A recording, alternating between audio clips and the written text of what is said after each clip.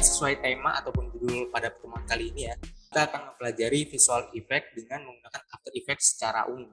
Jadi nanti akan kita coba breakdown ya sama-sama ilmu yang akan kita serap gitu. Karena kalau secara mendetail bisa berhari-hari gitu ya, bakal berjam-jam. Jadi bisa bikin ngantuk juga ya. Jadi mungkin saya akan menjelaskannya secara umum ya, secara dasarnya supaya kalian itu nanti bisa langsung memulai explore gitu ya dan mendalami tools ataupun kegunaan After Effects ini gitu ya, harapannya seperti itu. Biar pikiran atau otak kalian tuh bisa bisa connect gitu ya, bisa mudeng gitu ya.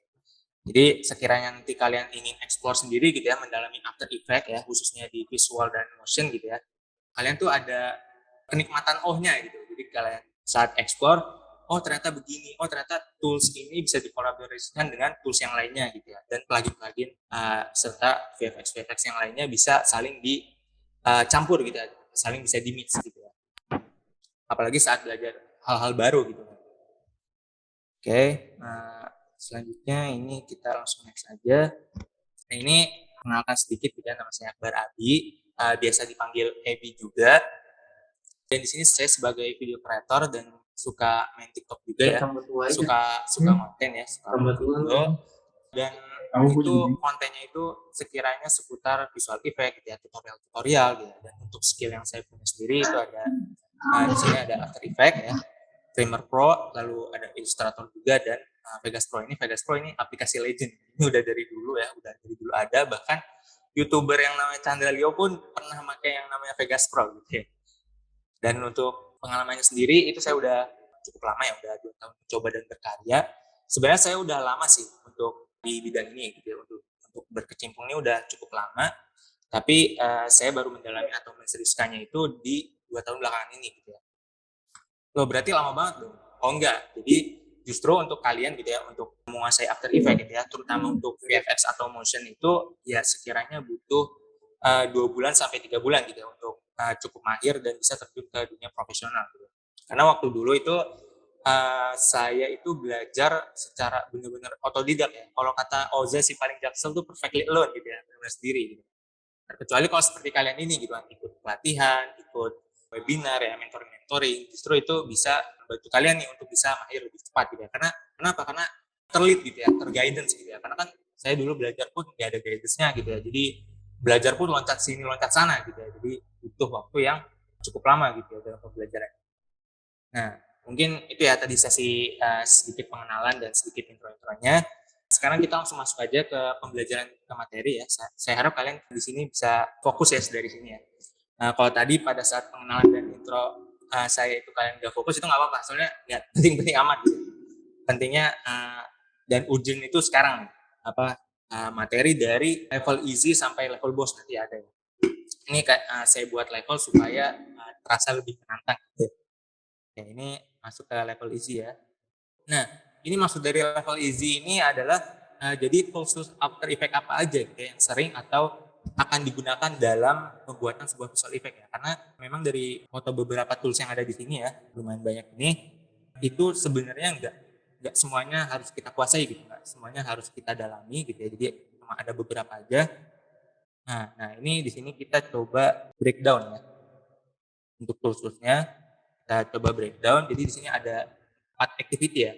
4 activity yang biasa para visual effect itu gunakan dan berhubungan dengan tools-tools yang nantinya akan kita pelajari ya. Jadi di sini ada 4 activity. Yang pertama itu ada masking ya, lalu ada motion tracking, ada match cut, dan yang terakhir itu removing background. Dan yang paling sering dipakai itu terutama itu di masking dan motion tracking. Oke, kita ini mulai dari masking dulu ya. Jadi masking itu biasanya digunakan untuk menghilangkan suatu objek ya, atau membatasi suatu objek. Dan ini biasanya menggunakan shape tool atau pen tool ya pada After Effects. Ini kalau misalnya dari gambar toolsnya itu yang seperti ujung pulpen dan gambar kotak seperti ini.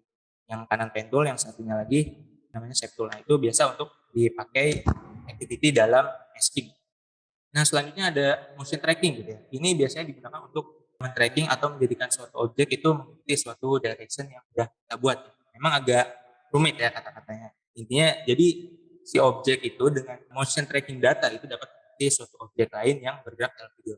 Nah ini kalau misalnya sampai sini kalian belum paham itu santai aja, karena nanti bakal saya kasih coba contohnya sama prakteknya gitu ya di tutorial. Lalu di sini ada match cut ya. Jadi ini activity yang biasanya digunakan oleh para magic content creator gitu ya. Kayak Judge King gitu ya, terus kayak Vince di GG ataupun Adobe di mana dia seperti mencocokkan footage satu ke footage yang lainnya gitu ya. Dan ini bisa dibilang pada tahap editingnya cukup mudah gitu ya. Cukup mudah dan cepat dipahami kalau menurut saya gitu. Jadi membuat konsepnya ini yang rumit gitu ya. Sangat memutar otak gitu. Jadi ya memang ada plus minusnya lah ya. Ada plus minusnya. Dan tools yang biasa digunakan dalam activity ini itu masking tool ya. Masking tool seperti tadi gitu ya. Pen tool dan shape tool. Masih sama gitu ya untuk tools yang dipakai. Nextnya itu removing background.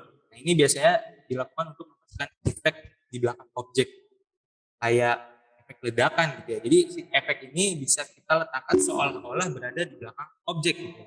Dan ini biasanya menggunakan tools yang bernama Rotobrush. Ini mungkin saya coba kasih lihat contoh penggunaannya ya. Ini contoh pertama ya. Sedikit aja contohnya. Yang pertama itu contoh dari masking. Ini ada masking text ya, yang bikin masking text, yang bikin ada contoh dari masking background. Lalu yang ketiga ini juga masking text ya. Nah ini sebenarnya hanya gambaran dasar aja ya, di mana masking itu bekerja ya. Dia bisa menjadikan suatu objek yang berada di mana gitu. Ini kan terlihat jadi tulisannya itu seolah-olah berada di belakang si orangnya gitu, si objek yang kita editkan. Nah untuk toolnya ini itu seperti yang saya sampaikan di slide sebelumnya itu bisa menggunakan pen tool ya, yang di ujung pulpen ya, yang ada panas gitu. Nah itu kurang lebih tentang bagaimana masking itu bekerja ya, manfaat masking gitu. Nah, ini selanjutnya ada yang namanya motion tracking gitu ya. Jadi di sini itu dia kalau lihat dari contohnya, ini contohnya itu kan matanya jadi merah gitu. Ini itu dia nge-tracking matanya. Supaya apa? Supaya objek yang diinginkan itu dapat mengikuti suatu pergerakan. Objeknya itu apa? Objeknya si cahayanya itu ya. Bisa dilihat di sini gitu kan, matanya merah dan di videonya itu saat matanya bergerak ya si cahaya merahnya itu pasti mengikuti si matanya gitu karena sudah memiliki data tracking tadi gitu. Jadi sangat powerful sekali gitu ya motion tracking. Salah satunya ya tools tracking itu ada kamera tracking gitu ya, terus ada motion tracking. Nah, tapi di sini nanti di praktek kita kali ini itu akan kita coba yang namanya motion tracking. Nah, itu yang cukup sederhananya karena kalau udah masuk ke kamera tracking itu mungkin butuh pertemuan selanjutnya gitu ya. Nah, karena cukup dalam. Nah ini contoh dari kolaborasi beberapa tools ya, sama beberapa activity ya yang tadi udah saya jelaskan gitu ya. Nah ini di sini ini modelnya saya sendiri gitu ya. Ini kita pakai yang namanya motion tracking ya, motion tracking eyes. Lalu abis itu ini petirnya seolah-olah itu ada di belakang. Itu ini kita menggunakan Rotobrush ya, Rotobrush tool gitu ya dengan konsep removing background gitu ya. Nah selanjutnya ini juga sama ya. Ini juga yang seperti koin ini, koin di belakang, lalu ada hologram emoticon ini di belakang. Ini juga sama ya, menggunakan konsep removing background ya, dengan menggunakan Rotobrush tool ya. Ini juga ledakannya juga sama ya, sisanya ditambah dengan glowing effect ya. Ini juga nanti kita akan belajar nih gimana caranya yang di dinding ini nih seperti ada LED strip gitu ya. Sebenarnya ini bukan LED strip tapi ini emang benar-benar buatan efek gitu ya. Ini juga nanti kita akan coba praktek gitu ya. Ini dengan menggunakan yang namanya plugin Cyber gitu ya. Nanti ada penjelasannya, oke. Oke, nah ini untuk contoh before after dari Rotobrush tool ya. Jadi ini kita bisa lihat nih untuk konsep Rotobrush tool ini ternyata dia cara ini tuh terserah gitu, selektif gitu ya, selektif. Bisa kita pilih gitu ya, mau hilangin orangnya kah, mau hilangin backgroundnya itu bisa banget gitu ya. Dan ini sistemnya itu otomatis ya. Jadi sekiranya kita hanya gambar satu frame, itu frame selanjutnya akan mengikuti gitu ya. Jadi ini cukup powerful juga. Ibaratnya kayak ini, kayak aplikasi kalau misalnya kalian suka pakai aplikasi di HP itu ada namanya CapCut gitu ya.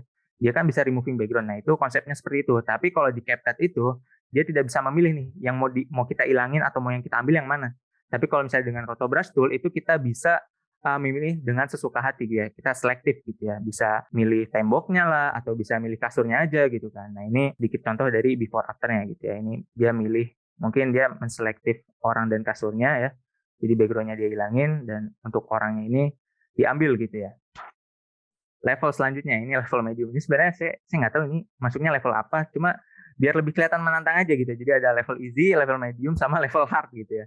Nah ini kita seolah-olah udah masuk ke level medium ya, di mana ini merupakan faktor-faktor sentimental ya yang terkadang suka dilupakan atau disepelekan lah gitu kan. Kayak ngapain sih merhatiin kayak begini gitu kan. Padahal ini adalah faktor-faktor yang terpenting gitu ya dalam keindahan visual yang nantinya akan kita buat gitu ya.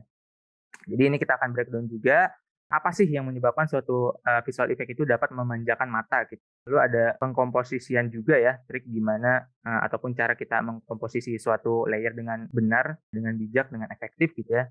Dan yang ketiga itu ada unnecessary action gitu ya. Kira-kira hal apa aja gitu ya yang nggak perlu kita lakukan atau hal-hal apa aja sih yang perlu kita hindari nantinya saat membuat suatu visual effect gitu ya. Nah, ini yang untuk pertama ini faktor keindahan visual ya. Jadi apa aja sih gitu kan yang dapat menjadikan visual effect ini bisa memanjakan mata gitu ya, bisa bikin mata siwer gitu ya. Jadi kok bisa gitu ya, kok keren gitu kan. Nah, jadi di sini yang pertama itu dimulai dari konsep ya. Jadi sebuah visual effect itu of course gitu ya butuh yang namanya konsep gitu ya. Mau efek seperti apa, terlihat bagaimana dan referensinya apa gitu ya. Jadi harus benar-benar matang gitu ya sehingga dari konsep ini bisa mempermudah nantinya proses produksi hingga proses pasca produksi gitu ya. Yang dimana itu ya tahap editing gitu ya. Jadi bisa sinkron nih antara efek yang kita mau dengan hasil yang kita edit gitu. Ekspektasi dan realita itu sama gitu ya.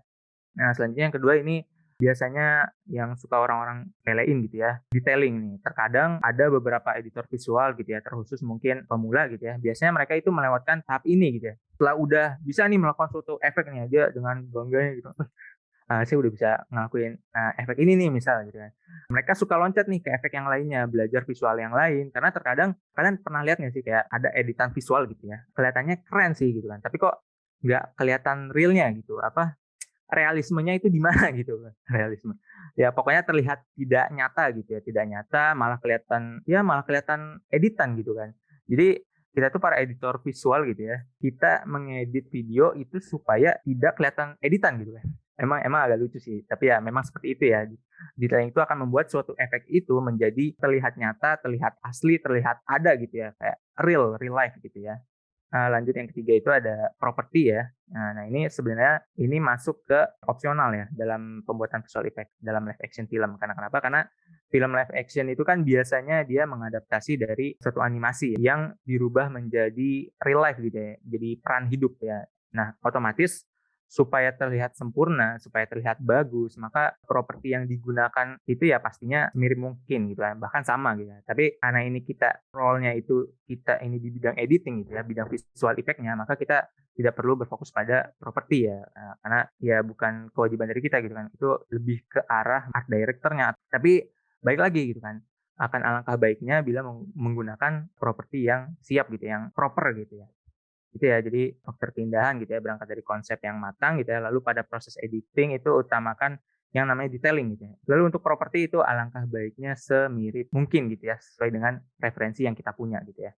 Next ya, lanjut ke how to compose ya, cara pengkomposisian yang efektif dan bijak ya. Saya di sini ngomongnya bukan tepat ataupun bukan benar dan salah ya, tapi dengan bijak ya, karena terkadang cara orang mengkomposisikan ataupun mengedit sesuatu itu memiliki cara uniknya masing-masing kan. Karena tools yang dimiliki After Effects itu sama plugin yang dimiliki After Effects itu ngebuat kita jadi bisa explore lebih banyak, kita mengulik lebih banyak. Jadi otomatis cara untuk kita menciptakan sebuah visual effect itu bisa berbeda-beda gitu loh. Dan ada beberapa alternatif-alternatif gitu kan. Terus gimana nih gitu kan dengan compositing warna gitu ya, gambar ataupun visual effect itu sendiri gitu kan. Nah, di sini ada beberapa tahapan sederhana ya yang mungkin bisa kalian ikutin ya. Yang pertama itu ada entah itu raw footage gitu ya ataupun raw overlay, raw effect itu kalian masukin terlebih dahulu gitu ya. Lalu lanjut ke tahap impact ya. Impact ini itu masuk kepada proses tadi gitu ya, proses detailing ya. Jadi di situ kita melihat dan mengobservasi ya dari efek yang kita berikan itu akan menimbulkan dampak apa gitu ya pada sekeliling ya. Contoh nih, contoh misal ada kita bikin seperti efek meteor jatuh gitu ya. Nah, otomatis saat kita mengedit efek meteor jatuh itu saat menghentakkan tanah itu kan pasti ada dampak guncangan gitu kan. Nggak mungkin ada meteor tiba-tiba kayak santuy gitu ngopi gitu kan. Nggak ada guncangan sama sekali gitu kan. Kan nggak mungkin gitu ya. Nah, itulah yang dimaksudkan detailing gitu ya. Jadi perhatikan dampak-dampak kecil apabila efek tersebut berada di dunia nyata gitu kan. Kalau misalnya ada meteor ya otomatis kita mungkin sebagai visual editor kita harus mencoba menambahkan efek kamera shake pada footage gitu, misal seperti itu gitu ya. Nah, lanjut kita ke foldering ya ini ya. Ini, masuk juga dalam cara kita pengkomposisian yang dengan bijak gitu ya. Jadi, maksud foldering di sini itu, penamaan layer gitu ya, penamaan layer. Sebisa mungkin kita itu harus rapih ya dalam penamaan layer. Memang saya juga suka asal-asalan ya untuk namain layer ya, karena males gitu kan, kayak satu-satu dinamain dengan detail gitu, kayak males. Cuma dampaknya itu ya nanti di akhir gitu ya, ketika ada revisi, ketika ada masalah atau ada missing project. Nah, ketika ada masalah-masalah seperti itu, bisa kita atasi dengan mudah gitu ya, dengan mengetahui foldering-foldering name tadi gitu ya, karena rapi. Jadi kita bisa dengan cepat tahu ini masalahnya di mana, terus missing project-nya di mana, segala macam gitu ya. Jadi ini dampaknya lebih ke nantinya gitu ya, di akhir gitu ya. Memang terlihat sepele sih, cuma ya lumayan untuk memangkas waktu gitu kan. Nah, selanjutnya ini kita next ya. Nah, ini ada unnecessary action ya. Jadi hal-hal yang mungkin nggak perlulah kita lakuin gitu kan, supaya mengefektifkan waktu gitu ya.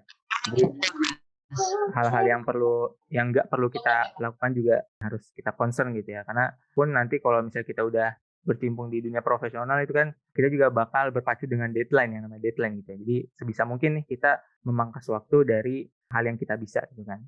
Ini di sini itu ada yang namanya over edit dan lack of reference ya. Jadi kurangnya referensi gitu ya. Nah, untuk over edit itu sendiri itu macam-macam ya. Entah itu efeknya berlebihan gitu kan atau impact dampak dari suatu efeknya itu berlebihan gitu ya. Entah juga bisa dari warnanya yang berlebihan gitu ya. Dari vibrancy yang terlalu tinggi atau warna tinnya saat coloring itu terlalu tebal gitu ya. Nah, terus gimana nih caranya gitu kan, cara taunya. Nah, itulah titik di mana kalian harus apa ya, harus berani memulai ya, berkarya. Setelah itu cobalah gitu kan minta feedback dari teman-teman terdekat kalian gitu ya, sahabat kalian, atau kalau boleh, kalau kalian cukup punya nyali ataupun berani gitu ya, upload ke sosial media kalian gitu ya, dan lihat komentar-komentar netizen itu seperti apa. Nah, dari situ, itu kita bisa tahu gitu ya, sekaligus belajar gitu ya, gimana kekurangan dan kelebihan yang ada pada karya kita gitu ya. Karena akan bermanfaat sekali gitu ya untuk, bisa skill kita gitu ya, skill visual kita ataupun editing kita.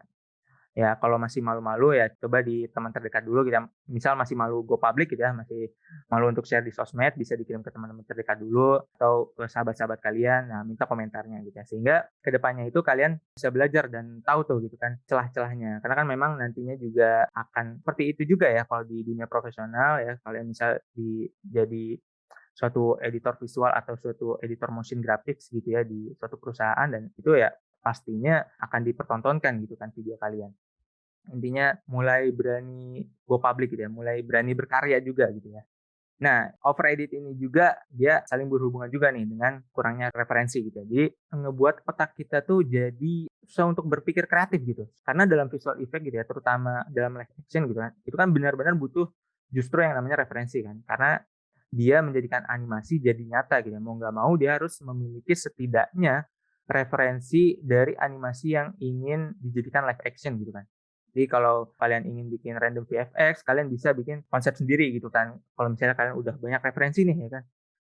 Wah, ini otak saya full nih, harus saya curahkan gitu ya dalam bentuk visual effect. Nah, itu kalian bisa banget tuh ya dari referensi yang kalian punya, kalian adaptasikan semua, akhirnya ngebentuk visual effect yang baru gitu ya. Ya memang sebenarnya ini contohnya mungkin kayak untuk live action film ini, untuk short live action film ini ke arah Jalex Rosa ya. Itu udah level god banget gitu ya Jalex Rosa ya kalau kalian tahu ya. Dia dia itu kan seperti live action gitu ya, emang emang live action sih. Dia, mengambil suatu karakter dari anime gitu ya, untuk dijadikan visual effect gitu ya, untuk dijadikan real life gitu ya, untuk dijadikan live action. Nah, itu mungkin bisa dijadikan referensi juga, tapi mungkin agak berat gitu ya. Jadi 2 itu ya yang perlu dihindarin ya, over edit sama kurangnya referensi gitu ya. Nah, ini langsung masuk ke level hard nih ya. Kita udah masuk ke level hard yang udah mulai mengulik plugin-plugin yang ada di After Effects gitu ya. Nah, di sini, saya akan menunjukkan, mungkin beberapa plugin ya yang sering digunakan untuk, dalam pembuatan visual effect maupun live action ataupun VFX biasa gitu ya. Yang pertama itu, ini ada fractal noise ya. Jadi siapa sangka gitu kan, efek yang seabsurd ini gitu ya, yang coba kalian lihat gitu kan, ini abu-abu nggak jelas begini gitu kan. Tapi bisa, ngebentuk suatu energi efek yang bagus gitu ya. Kayak contoh visual effect-nya Captain Marvel gitu kan, Captain Marvel atau visual effect-nya Wanda gitu ya. Kalau Captain Marvel tuh yang kayak efek energi di sekujur tubuhnya itu loh kalau misalnya dia berubah. Nah itu dasarnya itu benar-benar dari plugin Fractal Noise gitu kan. Nah ini untuk plugin Fractal Noise ini dia udah ada di After Effects-nya sendiri gitu ya, udah plugin bawaan.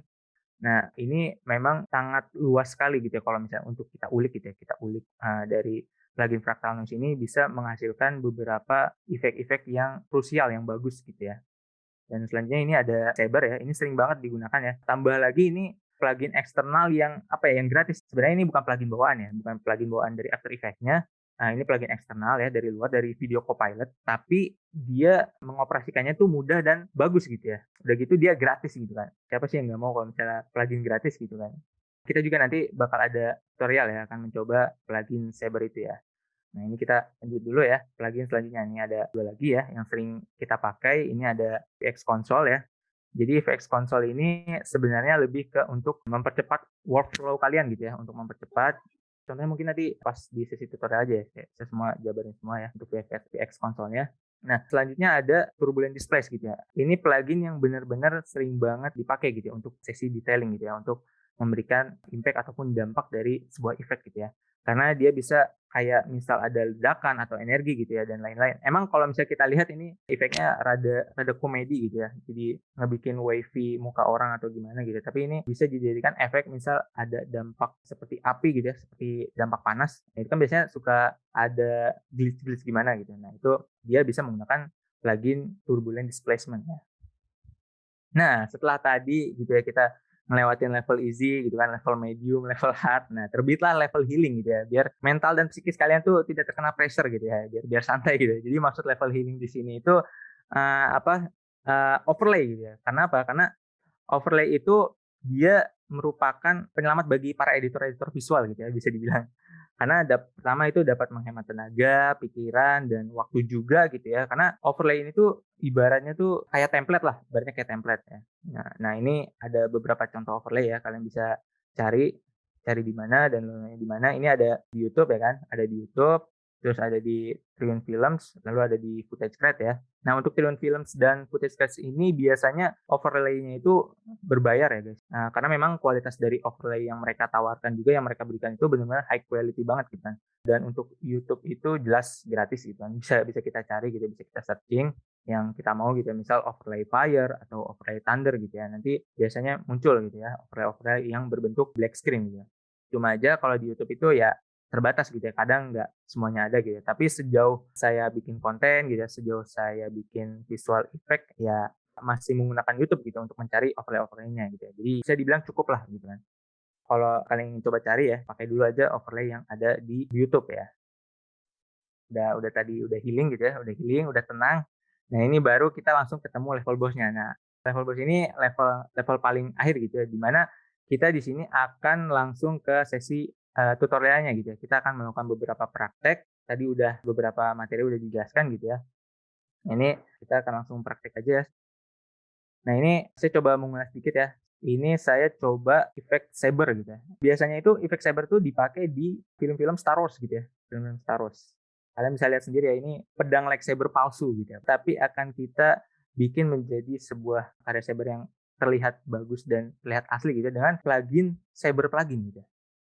Nah, ini bisa cari saber. Nah, di sini ya, Video Copilot kalau saya udah kalian install. Nah, ini saya cukup menambahkan layer solid saja. Nah, ini saya ubah menjadi warna hitam gitu ya, dari solidnya. Nah, ini kita hide dulu aja ya, lalu kita masukkan saber, ini tinggal drag aja. Nah, kalau misalnya bagi kalian yang udah punya VX Console tadi, yang udah saya kasih tahu di plugin yang biasa para visual editor pakai, itu bisa kalian tinggal klik CTRL space. Nah, nanti akan muncul kolom pencarian untuk masukin suatu plugin ataupun efek gitu ya. Misal saya mau masukin saber gitu ya. Nah, ini tuh udah ada, tinggal kita klik langsung masuk ke effect control dari solid layer tadi yang kita pilih gitu ya. Tapi kalau misalnya belum ada juga it's okay gitu ya, tinggal cari di sini saber, kita tinggal drag dan masuk ke layer solid tadi gitu ya. Ini kalau misalnya kita nyalakan gitu ya matanya ya. Nah, ini akan seperti ini gitu ya. Masih biasa gitu, belum kita atur ya. Nah, ini untuk modenya ini kita coba ubah menjadi add ya guys ya. Kalau nggak add itu screen ya. supaya background hitamnya itu hilang gitu ya. Nah, ini biasanya saya itu menggunakannya add ya, saya menggunakan add. Nah, Bang kok di ininya kok nggak ada gitu ya, di sini nggak ada pilihan untuk ganti mode layernya. Ini kalian tinggal ke bagian bawah gitu ya, toggle switch or modes gitu ya, kalian pencet, lalu di sini ada bagian mode, nah ini kalian pilih aja. Nah, pilih add ya. Oh ya, bagi kalian gitu ya, misal di tengah-tengah tutorial ini ada yang bingung atau ada yang apa, boleh banget ditanyain, karena kan takutnya kalau misalnya di sesi terakhir diskusi nanti, kalau bagian ini ya, bagian tutorial ya, ditahan nanti takutnya malah lupa atau bagaimana gitu ya. Nah, kalau misalnya ada yang udah nggak ngerti di sesi tutorial ini, langsung aja tanyain nggak apa-apa gitu ya. Oke, ini si bulat-bulat ini itu merupakan core-nya ya, merupakan core-nya yang bisa kita kendalikan ya. Ini ada beberapa opsi di sini ya, ada core size, ada glow bias, ada glow spread gitu ya. Nah, ini untuk core size ini bisa kita tingkatin ya, untuk supaya si cahayanya itu makin makin besar gitu ya. Ini itu kalau misalnya kita core size-nya kita gedein, nah ini dia intinya itu makin besar ya, makin besar.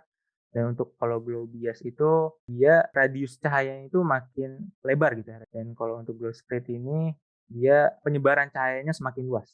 Kalian bisa otak-atik di 3 ini nih, glow spread, glow bias, sama core size gitu ya. Dan untuk ukuran core size sendiri saya menyesuaikan ini ya, saya menyesuaikan lightsaber yang palsu nih ya, biar mengikuti si pergerakan objek ini sama tetap namanya motion tracking, tapi mungkin dengan berbeda cara ya, ini dengan cara manual, dengan kita mengubah suatu keyframe gitu ya. Nah, bisa kita lihat di sini gitu ya. Kita akan mengubah keyframe core start dan core end-nya ya. Nih ya, di posisi ini dan posisi yang di bawah ini ya. Sesuai pergerakan pedang lightsaber yang saya pegang ini gitu ya.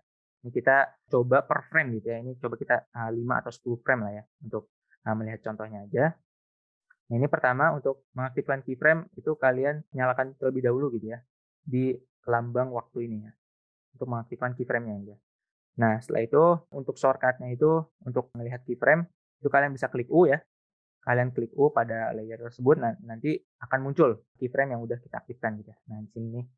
Ini kita coba next aja ya. Kita next frame. Ini udah berubah gitu ya. Nah, ini kita coba ganti gitu ya posisi core start dan core end-nya ya. Nah, ini kita klik lagi sabernya supaya muncul titik-titik ininya. Ini kita pasin lagi gitu ya dengan pedangnya. Lalu kita next frame lagi, kita pasin lagi ya. Nah, memang, untuk keyframe ini butuh kesabaran dan ketelitian gitu ya. Kalau misalnya kalian orang yang nggak sabaran, wah ini agak sulit juga gitu ya. Memang di sini tuh melatih kesabaran juga gitu kan. Nah, ini kalian tinggal sesuaikan terus ya. Next frame, ganti lagi, nah nanti otomatis keyframe-nya akan bertambah terus ya. Nih bisa dilihat ya, nih poin-poin keyframe-nya ya. Nah, ini tuh jadi dia akan mengikuti pergerakan pedang kita gitu ya. Jadi ini merupakan motion tracking manual gitu ya. Kurang lebih seperti itu ya, ini untuk saber gitu ya. Dan untuk rotobrush ya, ini untuk rotobrush itu kita menggunakan tools rotobrush tool namanya. Di sini ya, di paling atas nih ada, kalau kalian lihat ya, ini kita klik aja ya, klik terlebih dahulu, klik 2 kali ya, footage yang kita punya ya. Nah, ini langsung nanti masuk ke layer raw footage-nya. Nah, di sini nih kita tinggal selektif aja nih, kita tinggal pilih aja nih, kita tinggal pilih mana yang mau kita ambil, mana yang mau kita buang gitu ya. Nah, ini saya pengen coba mengambil orangnya aja nih, modelnya aja nih. Ya udah tinggal kita warnain gitu ya di sekeliling tubuh kita. Nah, nanti akan keluar batas line seperti ini ya, warna ungu ya. Nah, ini kalian bisa gambar lagi gitu ya. Misal ada yang belum masuk objeknya, nah kalian gambar lagi aja. Oke, nggak usah rapi-rapi amat kok, ya kan. Misal ini nggak mau kita bawa gitu kan, nggak mau kita ambil nih, kita pengen buang. Tinggal klik Alt aja, klik Alt nanti dia circle-nya berubah menjadi warna merah. Lalu kalian tinggal draw aja di bagian yang pengen kalian buang gitu ya. Nah, dengan kalian pengen buang, nah ini langsung udah kebuang gitu ya, ibaratnya udah kebuang, udah hilang gitu ya. Nah, enaknya rotobrush itu dibanding masking itu, si rotobrush itu ibaratnya kayak magnet dalam masking itu ya. Nih, kalau misalnya kita ibaratkan kita next frame ya. Nah, si garis ini tuh akan mengikuti objek yang kita pilih gitu ya. Karena ini memang untuk rotobrush di After Effects 2020 ini katanya tuh udah pakai program AI gitu ya, udah. Kalau versi 1 itu memang sama seperti rotobrush versi 2, cuma kalau untuk rotobrush versi 2 ini lebih lebih detail gitu, lebih detail dan lebih mudah gitu ya untuk removing background gitu. Ini kita next frame aja. Nah, ini mengikuti terus nih ya kan, sesuai dengan objek yang kita pilih gitu ya. Jadi, memang dibanding dengan masking, rotobrush ini lebih menghemat waktu. Tapi minusnya itu lebih lebih berat gitu ya untuk GPU ini untuk memprosesnya itu akan lebih berat. Kalau misalnya udah selesai gitu ya, nah ini kalian bisa balik lagi gitu ya ke komposisi yang awal ya, tinggal klik sini, nah itu nanti background-nya akan hilang gitu ya. Biasanya itu saya dalam mengedit visual effect itu habis rotobrush itu supaya biar nggak kerasa berat-berat banget gitu ya, itu saya biasanya saya render terlebih dahulu gitu ya. Saya render terlebih dahulu dengan menambahkan solid green screen gitu ya. Nah, jadi ibaratnya ini green screen gitu ya, ini raw footage-nya saya taruh di atas green screen gitu ya. Ini biasanya saya render dulu, setelah saya render baru saya masukkan ke project visual editing gitu ya. Supaya apa? Supaya tidak berat-berat banget, karena kalau misalnya belum kita render, ini rotobrush ini masih berjalan nih, khawatirnya nanti malah berat, malah not responding gitu kan. Dan untuk motion tracking eye ya, untuk tutorial kolaborasinya gitu ya, untuk semua yang tadi udah kita pelajari gitu ya, yang udah saya paparkan, itu kita satukan dalam satu video visual gitu ya. Nah, ini kalian langsung buka aja composition gitu ya, terus langsung new komposisi, dan di sini kalian pilih yang namanya, custom aja. Dan untuk horizontalnya ya, untuk width-nya itu sekitar size-nya 1080 piksel ya, dan untuk tingginya sendiri itu 1920 piksel. Karena kenapa? Karena bahan yang saya berikan itu tadi yang lewat Google Drive ya, itu footage-nya itu merupakan footage untuk resolusi TikTok gitu ya.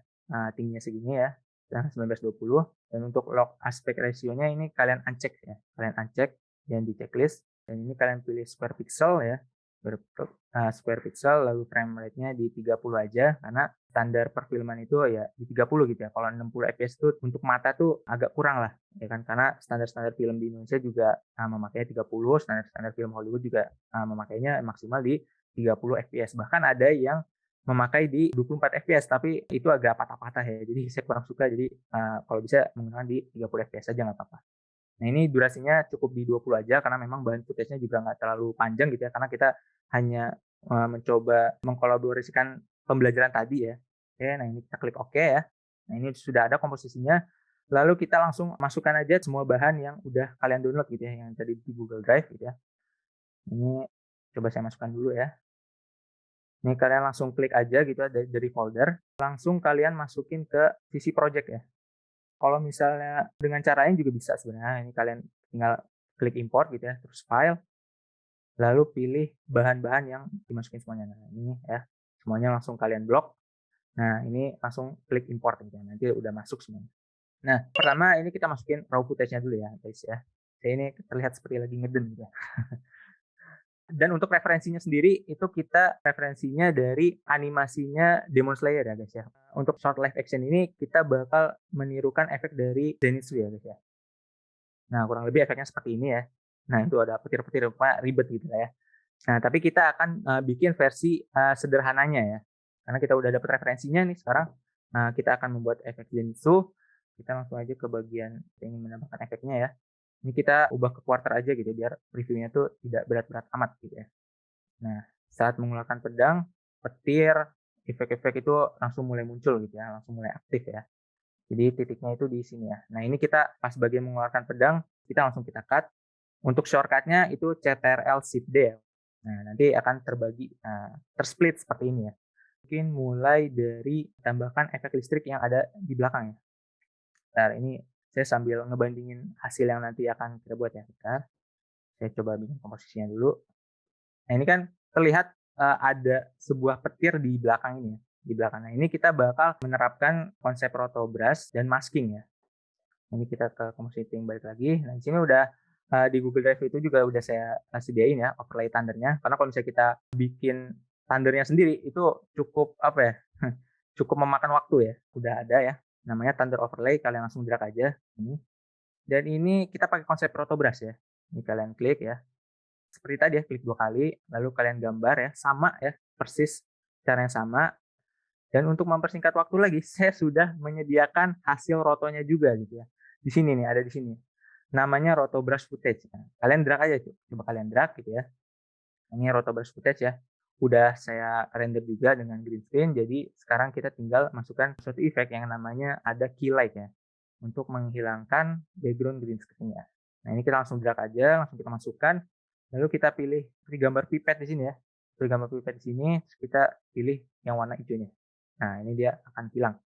Untuk apa? Untuk supaya si orang ini nih, itu bisa ditempatkan layernya itu di atas dari si Thunder overlay itu ya, overlay Thunder. Nah, kalau misalnya kita nggak pakai rotobrush, itu nanti akan seperti ini gitu ya, akan menghalangi. Ini kita modenya kita ubah dulu ya ke add ya, supaya hitam-hitamnya hilang. Nah, itu tuh akan seperti ini gitu ya, akan menghalangi justru malah muka saya yang terhalangi gitu kan. Nah, gara-gara rotobrush tadi, sehingga layer badan saya itu bisa diletakkan di atas si overlay yang kita punya gitu ya. Nah, posisinya di belakang sini gitu ya. Nah, jadi ketika mau pedang, ada petir ya, petirnya, lalu selanjutnya kita akan menerapkan level healing ya gitu ya, menerapkan level healing. Ini semuanya overlay semua. Ada beberapa bentuk strike ya, ada bentuk beberapa listrik. Ini kalian pilih aja sesuka hati mau strike yang keberapa. Ini saya, nyoba strike yang ke-7 ya. Untuk ngangkatnya ingat Ctrl Shift D.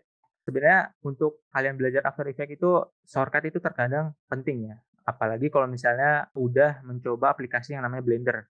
Itu benar-benar dalam pengoperasiannya itu kalian benar-benar harus tahu mana shortcut untuk pengoperasiannya gitu ya. Karena shortcut itu sendiri ya bisa mengefisienkan saat kalian membuat sebuah visual effect gitu ya atau mengedit. Nah, ini kalian ubah ke atas aja gitu ya. Supaya hilang ya, kan habis ada petir, nah nanti ada sedikit-sedikit efek-efek listrik gitu ya, pemanis-pemanis. Nah ini untuk scale-nya ya, kalian bisa ubah sesuka hati kalian, rotasinya juga. Loh kok Bang, kok saya nggak ada buat ngubah-ngubah gitunya? Nah, ini juga sebenarnya pakai shortcut, tapi kalau misalnya kalian belum tahu shortcut-nya, it's okay gitu ya, nggak apa-apa. Ini kalian bisa ke ujung sini ya, ke tanda panah sini, kalian klik, nah nanti muncul tuh semuanya opsi-opsi untuk kalian ubah gitu ya. Ada posisi ya, ada posisi yang untuk kalian ubah, ada scale-nya juga untuk kalian besar kecil gitu ya. Lalu ada rotasinya untuk mengubah posisi derajatnya ya kan. Nah ini kalian ubah, kalian tentukan aja ini terserah gitu ya, di sekujur tubuh badan saya gitu ya. Nah ini kita kasih overlay fotonya ini cukup satu frame saja gitu ya, karena kan, kalau kilatan petir tuh nggak mungkin munculnya nggak mungkin munculnya tuh lama gitu kan. Paling cuma 1 detik atau per sekian detik gitu ya. Nah ini kita masukin cukup satu frame aja, jadi kita klik next frame. Lalu kita Ctrl Shift D, lalu kita hilangin. Nah ya, jadi akan seperti ini. Ya emang efek petir pada umumnya gitu ya. Nah, ini misal satu overlay aja nggak cukup, oke kita tambah lagi gitu ya. Modenya kita ubah ke add gitu ya. Kita atur lagi scale-nya, rotasinya, sama kita juga kasih satu frame ya, seperti itu gitu ya. Nah, nanti akan jadi seperti ini. Nah, kalau sudah, nah ini kan matanya masih nggak jelas ya. Nah ini coba kita kasih cahaya ya, dengan konsep motion tracking eyes. Yang dimana ini kita cukup simpel aja ya. Kita ini tinggal cukup bikin ya, new, solid ya, warna putih sesuai cahaya yang bakal kita berikan ya, mau warna apa. Oke, ini kita pilih saja Shift D. Lalu ini kita pakai konsep masking ya. Ini untuk previewnya ini kita ubah ke full aja ya, supaya biar jelas gitu ya. Area matanya yang mana aja gitu ya. Dan ini nggak apa-apa, ini kita layernya kita nonaktifkan terlebih dahulu gitu ya. Lalu kita gambar sesuai dengan mata kita gitu. Nah, kok nggak bisa dilengkungin? Nah, untuk bisa melengkungin seperti ini, nah ketika kalian mencet klik di sini, itu kalian tahan. Lalu habis itu kalian atur sebebas mungkin gitu ya. Nah, nanti akan jadi seperti ini. Untuk fadernya ini kita tambahkan fader supaya terlihat menyatu gitu ya. Kan kalau ini terlalu shape banget gitu ya, terlalu kaku ya. Nah, ini kita coba tambah fadernya. Tambah fadernya 2 atau 3 aja lah ya. Nah, ini seolah-olah seperti menyatu gitu ya. Nah, ini kan belum kita tracking ya guys ya. Otomatis dia nggak bakal ngikut gitu ya, soalnya belum ada data trackernya ya. Nah, dia masih statis gitu ya. Dengan cara apa? Kita di sini tambahkan null ya, tambahkan null object, Ctrl Shift D ya, project itu. Nah, ini kita langsung aja ke bagian tracker ya. Lalu kita pilih footage yang kita punya ya, raw footage kita, karena kita akan mengambil data dari raw footage tersebut gitu ya. Ini kita klik ini aja ya, supaya hanya raw footage kita aja yang terlihat. Ini kita track motion. Setelah track motion, ini kita ubah dulu ke full tapi ya, supaya di layar track motionnya ini jelas ya, nggak pixelate. Karena kalau pixelate dari After Effects-nya sendiri khawatir susah dia untuk mencari datanya gitu, untuk men-tracking-nya. Nah ini kita tracking di area yang kita inginkan aja, jadi jangan sampai segede gaban gitu. Tinggal untuk analyze-nya, tinggal kita analyze per frame gitu. Nah, kalau kalian lihat sendiri itu dia akan mengikuti terus ya tracking point-nya ya. Nah, itu gitu ya. Ini untuk penerapan motion daripada motion tracking gitu ya. Nah, untuk masukin datanya, ini kita tinggal edit target, kita tinggal pilih null ya yang udah kita buat tadi, lalu kita tinggal klik apply.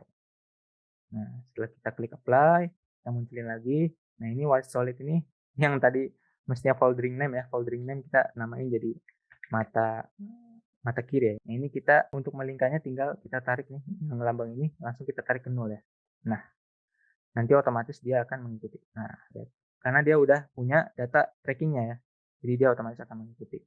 seperti itu. Mungkin untuk efek impact-nya dan yang lainnya itu bisa bisa dieksplor sendiri gitu ya. Karena untuk, efek impact sendiri itu berhubungan dengan referensi dunia nyata gitu ya. Jadi kalian bisa pikir, ini kalau misalnya ada efek ini, otomatis dampaknya apa gitu. Nah itu bisa kalian pikir sendiri gitu. Jadi kayak impact mungkin, dari petir ini nanti akan muncul getaran, nah itu kalian bisa tambahin getaran, tambahin efek kamera shake seperti itu gitu ya. Jadi ya kurang lebih seperti itu ya untuk efek saber, photobrush, motion tracking, dan efek-efek yang udah tadi kita pelajari tadi gitu ya, yang dipraktekkan di sini gitu ya. Ya kurang lebih seperti itu dan mungkin segitu aja ya untuk materi kali ini dan tutorial kali ini gitu ya.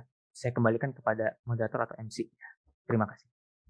Oke, terima kasih banyak untuk Kak Akbar Rebi sebagai, materi pada siang hari ini.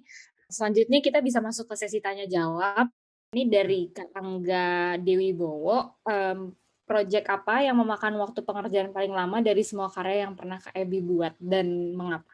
Kalau project apa yang memakan waktu lama itu, biasanya itu visual live action ya, karena kan, itu benar-benar dituntut supaya gimana caranya si karya visualnya itu bisa semirip mungkin dengan animasi yang ada gitu ya. Bisa semirip mungkin karena kalau misalnya nggak semirip mungkin, siap-siap aja tuh kayak saya sebagai content creator itu bakal terima kritikan-kritikan yang lumayan agak menyakitkan gitu ya, tapi sebenarnya nggak terlalu efek banget. Tapi itu untuk project yang paling lama, untuk project live action film seperti menirukan live action dari Demon Slayer ataupun Attack on Titan gitu ya, karena ada beberapa standar-standar yang mungkin harus diikuti gitu ya untuk, efek visualnya gitu ya.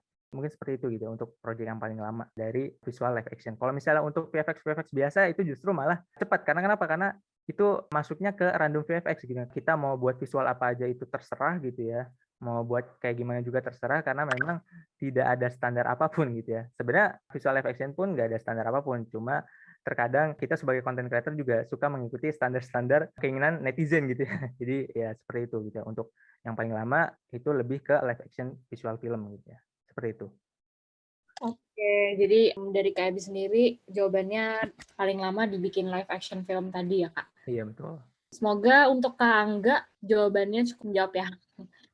Sama ini mungkin ada sedikit masukan dari saya. Jadi untuk ilmu visual effect ini sebenarnya tidak tok untuk bikin visual effect aja gitu ya. Karena kan di dalam visual effect ini kan kalian akan belajar plugin gitu ya. Kalian akan belajar plugin, kalian akan belajar keyframe dan otomatis itu bisa ke cabang mana aja gitu ya. Misal kalian ingin jadi sebuah meniti karir di motion graphic designer gitu ya. Nah, itu dari pembelajaran visual effect ini pun bisa gitu menerapkan motion graphic. Tinggal apa? Tinggal kalian ngebentuk sebuah portofolionya gitu ya, karena portofolio itu penting gitu ya. Karena dari pembelajaran visual effect ini ada pembelajaran keyframe yang di mana keyframe itu sangat krusial gitu ya terhadap ilmu motion graphics gitu ya. Seperti itu. Itu sih sedikit masukan aja untuk ke depannya kalau misalnya dari kalian mungkin visual effect terlalu agak rumit atau bagaimana, saya pengen coba motion graphic. Nah, tidak apa-apa gitu ya. Jadi ya mungkin sedikit masukan aja.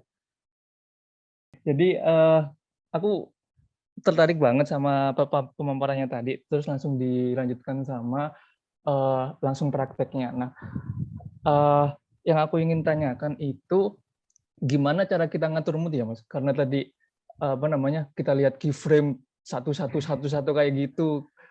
Itu apakah dari lingkungan atau mungkin dari mood atau apa yang bisa sampai karena kan kita harus konsisten itu. Iya benar.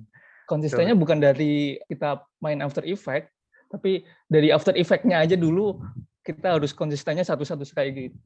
Itu aja sih dulu. Thank you, Berarti Akbar. berkaitan dengan mood ya. Dengan mood. Nah, untuk mood sendiri itu ya pengalaman saya ya. Karena kan saya bisa men-sharing pengalaman saya gimana caranya untuk mengatasi mood supaya konsisten gitu ya. Gimana caranya biar konsisten, tapi belum tentu bisa ditiruin gitu ya. Karena kan cara orang untuk mengatur moodnya itu masing-masing berbeda ya. Tapi kalau untuk based on my experience gitu ya, berdasarkan pengalaman saya, itu kalau misalnya saya lagi suntuk gitu kan, lagi bener-bener nggak mood nih, bad mood, kan nggak mungkin gitu kan kita memulai start editing gitu ya.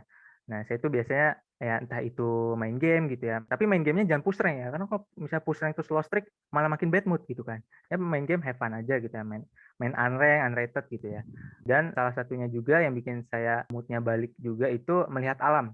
biasanya tuh saya suka motoran sendiri gitu ya, emang suka kadang nggak jelas gitu ya, motoran sendiri, sendiri aja udah sendiri sambil dengerin musik gitu kan, sambil lihat pemandangan yang baru. Biasanya juga saya sekalian explore jalan-jalan yang memang yang belum saya telusuri gitu ya. Karena kan saya tinggalnya juga di Bogor gitu ya, tapi saya tuh orangnya jarang keluar rumah gitu kan. Jadi saya coba telusurin Bogor gitu ya, telusurin Bogor, keliling sana keliling sini, lihat-lihat hal baru. Nah, biasanya dari lihat hal-hal baru tuh mood-nya tuh bakal balik gitu kan. Apalagi kalau misalnya kita juga mungkin ada cara untuk balikin mood itu dengan menonton film gitu ya. Nah, dari film-film itu juga kan mungkin bisa muncul suatu inspirasi-inspirasi baru gitu ya, untuk membalikan mood kita, untuk membalikan ide kreatif kita gitu ya kalau untuk film gitu ya. Jadi mungkin seperti itu gitu kok, untuk menjaga mood kita baik. Itu sebenarnya bukan untuk menjaga mood kita baik sih, lebih ke arah untuk mengobati mood kita jadi baik gitu ya. Nggak masalah gitu kan, ya luangin waktu sejam 2 jam lah gitu kan untuk healing-healing, untuk meditasi gitu ya, seperti itu sih. Jadi sehingga pas kita untuk mengedit yang begitu rumit gitu ya, untuk keyframe gitu segala macam, kita bisa mengontrol mood kita gitu ya, seperti itu sih. Oke, mungkin untuk Kak Malik tadi semoga udah terjawab ya, karena kita akan move on untuk ke next pertanyaannya. Oke, makasih ya Kak Malik untuk pertanyaannya. Kita lanjut ke pertanyaan berikutnya. Mungkin dari Kak Zulfah nih, kenapa Kak Ebi memilih TikTok sebagai platform untuk berkarya? Terima kasih ya Zulfa udah bertanya. Kenapa saya memilih platform TikTok? Karena memang pada saat ini tuh TikTok emang lagi naik-naiknya juga kan. Pertama lagi naik-naiknya, udah gitu algoritmnya dia berbeda dengan sosial media yang lain gitu ya. Kayak kita nih orang-orang yang mungkin belum ibaratnya mulai dari nol gitu ya, belum punya nama, belum punya apa-apa gitu ya, tapi hanya punya skill nih. Nah, wadahnya itu yang paling cocok itu di TikTok waktu itu dibandingkan dengan Instagram, YouTube karena algoritmanya udah mulai berat ya. Udah gitu kan apalagi YouTube tuh dulu itu di tahun 2020 itu algoritmanya tuh memang hanya menaikkan video-video yang memang udah orang-orang yang udah terkenal gitu kan, udah punya nama, mereka turun ke YouTube jadi mudah naik gitu ya. Sedangkan kalau kayak orang-orang seperti kita gitu yang memang benar-benar dari nol gitu ya, tak punya nama, tak punya apa-apa, ya memang paling cocok itu platformnya itu di TikTok karena dia algoritmenya based on apa gitu seperti itu gitu. Jadi untuk berkarya TikTok ini bisa membuka jalan gitu untuk para konten kreator pemula gitu. Ibaratnya seperti itu. Semoga terjawab ya, Zulfa. Oke, thank you buat Kak Ebi atas jawabannya. Iya sih, sekarang TikTok emang super rame banget ya Kak, dan semua konten ada di sana dan mudah banget nggak sih Kak, aksesnya juga tinggal scroll, ya udah gitu, tinggal berapa detik tapi kontennya semua seru gitu.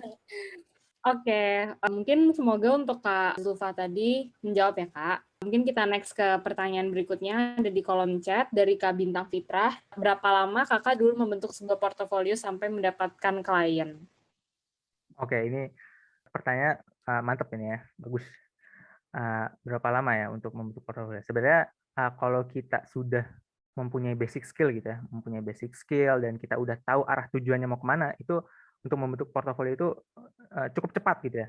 Karena portofolio itu sekali lagi itu cukup penting gitu untuk menggait sebuah klien gitu kan. Kalau untuk berapa lamanya untuk mendapatkan sebuah portofolio, kan saya mulai dari content creator ya. Itu udah mulai dari tahun 2020 gitu ya. Otomatis bisa dikatakan itu juga video-video yang saya upload itu udah bagian dari portofolio. Tapi kalau misalnya saya ingin mengincar misal suatu perusahaan gitu ya, dan saya ingin bekerja di situ dengan skill yang saya punya, itu kurang lebih pengalaman saya kemarin itu saya ngebentuk portofolio itu dengan waktu seminggu ya. Kalau misalnya kalian udah punya basic skill-nya, udah menguasai sesuatu gitu ya. Jadi dulu itu saya sempat ditawari untuk bekerja di suatu perusahaan software gitu ya. Di situ saya ditawari di posisi motion graphic designer gitu ya, motion graphic designer. Nah, itu saya jujur belum ada portofolio sama sekali gitu kan. Wah, motion graphic ya.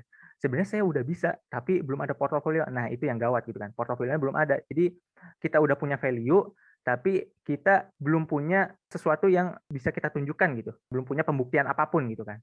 Akhirnya waktu itu saya bikin portofolio selama seminggu gitu ya, motion graphic, dan alhasil nggak diterima gitu ya, walaupun ada sedikit jalur dalamnya. Soalnya waktu itu memang portofolionya agak agak sedikit amatur gitu ya, soalnya kan hanya dibuat dalam jangka waktu seminggu ya. Kalau bisa sih spare waktunya lebih luaskan lagi, dan namanya portofolio itu kan kita bikinnya secara sukarela ya, karena kan kita tujuannya untuk menggait klien ya. Nah, otomatis dalam tahap pembuatan portofolio itu kita harus benar-benar all in, benar-benar all out gitu ya, dan tidak mengharapkan apapun gitu kan. Nah ya, itu tadi, kita pertama jika kita ingin mendapatkan feedback yang bagus, kita harus memberikan value yang bagus terlebih dahulu gitu ya. Karena apa yang kita berikan akan balik lagi ke kita sendiri. Itu sih seperti itu. Jadi untuk berapa lamanya, untuk seminggu itu saya nggak diterima gitu ya. Kalau bisa spare waktunya kisaran sebulan lah. Ya, kisaran sebulan itu udah fleksibel banget untuk sebulan itu. Apalagi kalau misalnya ada perusahaan, beruntung kalau misalnya ada perusahaan yang menawarkan trial test. Nah, itu lebih beruntung lagi karena itu justru dari trial test itu orang tuh jadi bisa menilai ini orang layak nggak untuk kerja di sini gitu kan. Karena kan dari trial test itu sepengalaman saya itu dia bakal ngasih beberapa bahan ya, beberapa bahan video dan konsepnya seperti ini, skripnya seperti ini, lalu kita tinggal mengedit aja gitu ya bahan video tersebut lalu kita kumpulin ya. Ya ibaratnya kayak ujian ujian ujian ujian PTN gitu ya, ada trial testnya, ada ujiannya, kalau misalnya lulus ya diterima, kalau misalnya nggak lulus dari ujian itu ya kita tidak diterima di pekerjaan itu, seperti itu. Mudah-mudahan menjawab ya, Bintang. Oke, jadi tadi kalau yang aku tangkap emang kalau kita udah punya tujuan dan basic skills tertentu, itu udah jadi modal utama dan mempermudah jalan ke depannya building portfolio ya, kalau dari KIB kayak gitu. Oke, mungkin kita next juga nih ke pertanyaan berikutnya. Oke, mungkin ini ada dari Kak Erwin. Kak Erwin Amirullah. Saya mau tanya Kak IB sendiri nyari referensi ide dari mana aja Kak? Oke, terima kasih Erwin ya udah bertanya. Untuk referensi sendiri itu di konten TikTok saya itu kan banyaknya live action film sama visual effect ya. Jadi saya tuh lebih sering nyari referensi itu dari film-film yang memang berbau sci-fi gitu ya. Di mana di situ ada banyak visual effect-nya dan untuk animasi sendiri untuk buat live action saya sudah mulai banyak nonton anim-anim gitu ya. Dulu sebenarnya saya nggak suka anim gitu kan. Cuma kalau dilihat-lihat kok boleh juga ya dari efek anim ini diciptakan di real life gitu ya. Akhirnya saya memaksakan diri untuk menonton anim, ternyata seru juga gitu kan ceritanya. Tapi di balik serunya cerita itu saya mendapatkan sebuah referensi gitu ya dari entah itu anime Attack on Titan gitu kan atau anime Demon Slayer gitu ya. Jujur baru 2 anime itu aja sih yang saya baru tonton. Kalau misalnya saya udah mungkin banyak menonton anime-anime lain, itu mungkin bisa menambah referensi untuk saya gitu ya. Jadi emang paling ideal itu kalau memang kalian ingin mencari referensi itu dari sebuah film ataupun untuk live action itu dari animasi itu sendiri gitu ya ataupun dari karya-karya visual konten creator lain gitu ya. Jadi kalian follow-follow aja mungkin kayak akunnya Josh VFX gitu ya, terus kayak akunnya Emil Sam, akunnya Julian Bass gitu ya. Dan untuk akun YouTube itu untuk pembelajarannya juga bisa kalian film Riot gitu ya. Dan di situ semuanya berkecimpung di dunia VFX gitu ya. Jadi untuk referensi justru banyak gitu ya jalannya dan jalurnya gitu untuk mendapatkan sebuah referensi. Nah, seperti itu sih yang biasa saya dapatkan.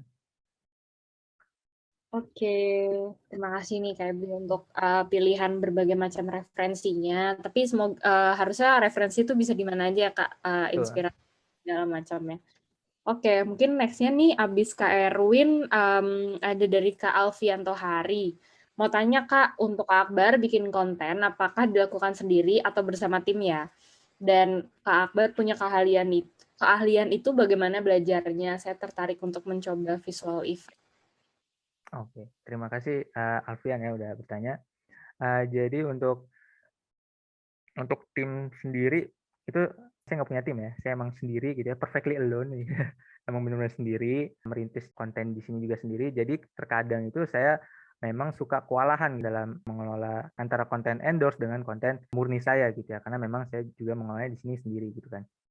Dan untuk punya keahliannya itu bagaimana belajarnya itu waktu dulu itu sekitar 2 tahun yang lalu ya, itu saya udah mulai mendalami visual effect. Kenapa saya bisa tertarik dalam visual effect gitu kan? Karena waktu itu pas saya scrolling TikTok, saya kan emang dasarnya itu udah kayak pengen jadi anaknya content creator banget gitu ya. Kayak saya pengen jadi content creator nih gitu ya. Cita-cita sih content creator gitu ya. Tapi pas waktu YouTube itu memang agak berat gitu ya. Saya sempat ada agak down dikit, agak nyerah dikit. Lalu saya buka yang namanya TikTok nih. Saya penasaran dengan platform TikTok. Nah, pas saya buka itu awal-awal tuh banyaknya tuh muncul di FYP itu video-videonya Emil Sam gitu kan. Emil Sam kan dia berkecimpung di dunia visual effect kan. Nah, dari situ tuh saya terinspirasi. Nah, dari situ saya langsung mulai nih bikin VFX kecil-kecilan gitu kan, efek-efek kecil-kecilan, looping video segala macam dari sederhana-sederhana seperti itu gitu kan. Jadi memang awalnya kenapa saya tertarik mencoba visual effect tuh dari situ gitu ya. Dari awal saya melihat visual effect-nya orang gitu ya, wah keren nih, tertarik lah saya. Akhirnya saya mencoba mengulik itu selama 2 tahun terakhir ini, yang alhamdulillahnya ya dari 2 tahun terakhir ini ya saya bisa banyak menguasai basic skill untuk visual effect gitu ya. Oke, terima kasih pertanyaannya. Semoga menjawab ya untuk Kak Alfian dan semoga berhasil nyoba-nyoba visual effect-nya nih. Jadi terinspirasi untuk mulai. Oke, mungkin next-nya kita lanjut ke Kak Aldi Aflahul ya. Oh sorry, nih ada dari Kak Afif Mardani Putra, tapi katanya kalau nggak mau dijawab juga nggak apa-apa. Jadi mungkin terserah ke Kak Ebi aja. Kalau di TikTok profitnya berapa? Oh, oke. Mungkin kalau berbicara profit mungkin saya bakal bilang besar kecilnya aja kali ya, bukan secara konkretnya ya. Karena kalau untuk TikTok profit ini untuk setara content creator saya itu masih dibilang eh, bisa dibilang belum cukup, tapi cukup untuk uang jajan gitu. Nah, ngerti nggak maksud saya? Jadi ibaratnya ini mah untuk sampingan aja gitu lah ya, untuk sampingan aja, untuk tambahan uang jajan aja, jadi ya untuk dari profitnya tersebut. Karena memang untuk content creator yang seperti saya ini yang belum terlalu besar pun ya memang kisaran profitnya itu belum terlalu besar juga gitu ya, belum belum belum belum bisa kebeli Alphard gitu ya. Jadi mungkin untuk range saya itu masih terbilang belum cukup gitu ya, ataupun ya seperti tadi gitu ya, cukup untuk uang jajan saja gitu, untuk side jobs gitu ya, seperti itu. Afif, semoga bisa dipahami Afif. Oke, mungkin itu dulu ya untuk Kak Afif mungkin pertanyaannya. Next-nya ada Kak Aldi Aflahul nih. Apakah Kak Ebi menggunakan platform sosmed seperti TikTok untuk menjangkau klien juga atau dapat tawaran pekerjaan dari TikTok? Betul. Awal saya terjun TikTok itu emang gak ada tujuan apa-apa ya, tapi semakin kesini semakin naik gitu ya. Akhirnya mulailah itu tujuan-tujuan seperti itu ya, untuk menjangkau klien gitu ya, untuk mendapatkan tawaran pekerjaan gitu ya. Karena dari si TikTok ini benar-benar apa ya, saya tuh merasa benar-benar terbantu sekali gitu ya, benar-benar powerful. Karena di satu sisi pertama itu kita bisa menaruh portofolio kita di situ gitu ya. Kita bisa menunjukkan ke publik bahwa kita mempunyai skill ini dan skill itu gitu ya. Dan kedua mungkin dari segi endorsement gitu ya, kalau misalnya kita rame gitu ya, itu juga bisa dapat tawaran pekerjaan gitu ya. Dan yang ketiga, itu bisa jadi template portofolio kita. Jadi ketika kita ingin melamar sebuah kerjaan yang memang membutuhkan basic skill yang kita punya, ya kita bisa mencantumkan sosial media TikTok kita gitu. Jadi ibaratnya kita pepatah-pepatah yang sambil menyelam minum air itu ya, pokoknya yang sekaligus gitu ya. Jadi di sini tuh ibaratnya 3 in 1 gitu kan. Jadi sangat powerful sekali gitu ya bagi kalian yang emang pengen naruh portofolio juga dan nggak mau ribet juga gitu ya. Karena kan kadang portofolio itu misal kayak Behance ya, ada itu kan untuk industri kreatif itu kan portofolio itu ditaruh di situ ya. Nah itu kan ibaratnya tidak terlalu go public gitu ya. TikTok ini cocok nih untuk yang go public, jadi kesempatan untuk mendapatkan tawaran-tawaran itu jadi lebih luas lagi gitu. Seperti itu sih. Semoga dapat dipahami Aldi. Oke, mantap nih. Oke, jadi emang TikTok tuh sekalian jadi ajang Kak Ebi untuk menjadikan TikTok tuh portfolionya ya. Jadi untuk ke depan-depannya tinggal lihat TikToknya Kak Ebi aja gitu karya-karyanya. Kalau misalnya ada yang masih ingin bertanya gitu tentang karir atau tentang gimana nih cara nentuin tujuannya, itu boleh banget feel free to DM gitu ya. Nanti kalau misalnya saya sempat atau saya ada luang waktu bisa saya bales gitu. Jadi mungkin boleh banget kita ini saya tulisin IG saya gitu ya. Nah ini Oke. bisa chat DM ya ke situ. Nanti insya Allah kalau misalnya ada waktu luang bisa saya balas. Soalnya lumayan nih ilmu ini harus disebarluaskan gitu ya. Iya, benar banget nih. Ini salah satu skill yang banyak banget digunain ya Kak, apalagi era pandemi kayak gini Betul. semuanya digital. Oke, karena kita udah di penghujung acara, aku dan tim My EduSolve yang lain mengucapkan terima kasih banyak untuk Kak Ebi atas pemaparan materinya yang full. Semoga bisa menginspirasi teman-teman yang ada di sini semua ya. Semoga semuanya semakin semangat belajar dan tadi ada yang terdorong nih untuk belajar tentang After Effects nih dari nol.